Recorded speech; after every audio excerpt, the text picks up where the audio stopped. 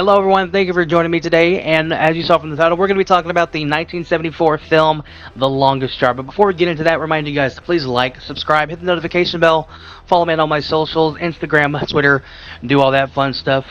Yeah, and without further ado, let's get into the video. The Longest Yard is one of those movies that was a football film, came out in 1974.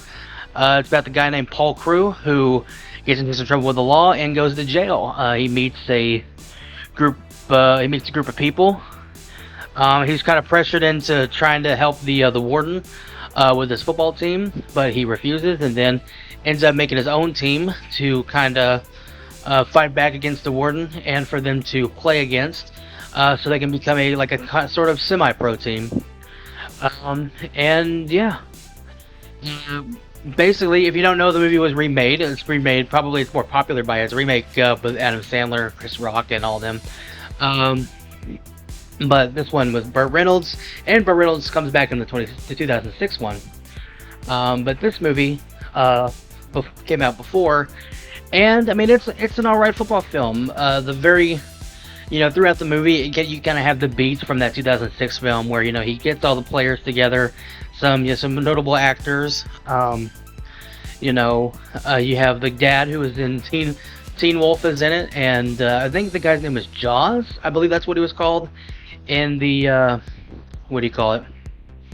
One of those James Bond movies. I think that's what the actor was called. I can't think of the actor's name, but he's in the movie, and you have some old football players in there. I believe there was one specifically who was just retired, and they had him come play in the movie. So that was pretty cool. It's an older film, low budget. This was made, the same guy who produced the Godfather. Also, I don't know if he directed or produced this movie. I think he produced it. He produced this movie.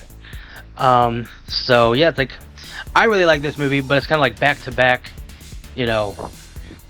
hits in a way, because then I think the same year this movie came out, the Godfather 2 came out, which he didn't have any part in.